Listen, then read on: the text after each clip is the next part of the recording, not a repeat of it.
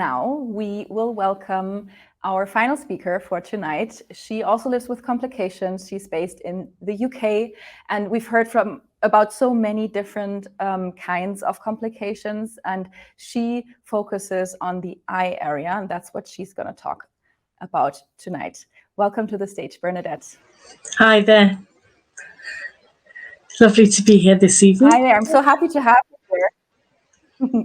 It's great to be here. Bernadette, you're the final speaker. Tell us about your personal experiences with complications. Okay, so I have had type 1 diabetes since 1996, and in the year 2011, I was diagnosed with diabetic macular edema.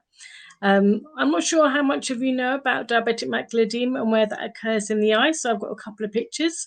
So the first picture I want to show is of the eye, and I hope you can see on the left-hand side there is the macula.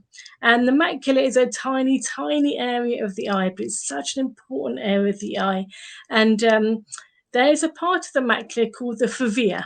So the next picture shows the fovea. So on the left-hand side, you have a picture of it's a bit like a V shape, and that is where central vision is. And a healthy fovea looks like that on the left, but on the right-hand side of the picture, you'll see the same area of the eye, and that has diabetic macular edema. And in fact, that's a picture of my fovea, and that is full of fluid. Now, if you have a fovea like that with diabetic macular edema, you're going to have real problems seeing centrally, because the fovea really is responsible for central vision. So you're going to have problems with seeing people's faces, being able to read, being able to drive, be able to ride a bicycle, and be able to use a computer, and perhaps even be able to use a phone, because our central vision is really taken away. And that's what happened for me.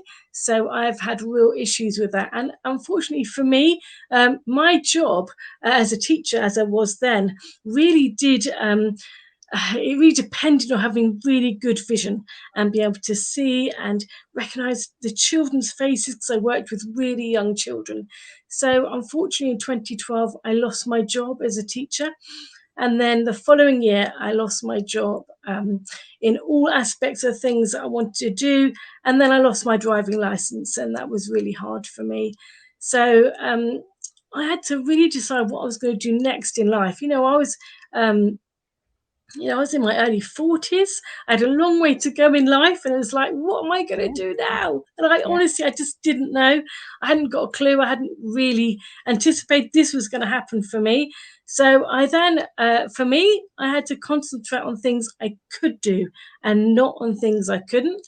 So I decided in 2012 to begin to volunteer, and I volunteered in universities and in hospitals, and try and give the patient lived experience to those working in that setting. So I started to basically work upon with healthcare professionals and show them what it was like living with that condition, and even give them the opportunity to see inside my eyes and understand what it was like with diabetic eye disease. And then from there, I began working with pharma companies. So I've given about 6 or 7 pharma companies the opportunity to understand what it's like for patients. Through their really important work, they need to understand what it's like being a patient, and so that bringing that experience to them. And then I then had the opportunity to be on the board for NICE. So NICE in the UK, it stands for the National Institute of Clinical Health and Excellence, and they're in charge of giving guidance and advice for healthcare and social care in the UK and perhaps worldwide even. So I did that as well. And I've been on a committee there for the diabetic retinopathy guideline committee. And then I started working with charities. And I've been working with JDRF on a photo shoot recently, bringing complications forward to that. So that's been useful. But my most important work, I think, is with the Macular Society. And with them, I've brought out and helped with them to bring a space where people with diabetic macular edema patients can go. So we started a Zoom group with them, and we started with them bringing once a month just a place for them to meet. And then we brought out a WhatsApp group so they can also, really talk about their own feelings and also help support them in that as well. And we've I was asked, what can I bring tonight? What can I bring? What two messages can I bring? And I want, this very much, it's not nothing about us without me. It's nothing about us without us. And so as a community, we wanted to bring two things. And that was firstly about technology. We really find technology difficult with sight loss. I find it hard to even see this screen. So we find it hard to use technology using CGMs, the software, the hardware, and we need help in that, making that more accessible features that is on those. We need to bring that forward. And the other thing was the HbA1c drop. And we have found that really difficult because a lot of us have lost sight because we brought our HbA1c down too quickly. And there needs to be greater guidance in that.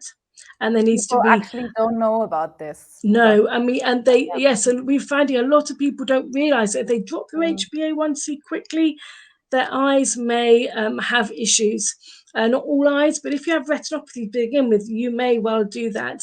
And so we need greater research into this, especially if your HbA1c is high, let's say 11 or 12, and you want to drop it down to, let's say, 6 or 7, then there needs to be better guidance into that.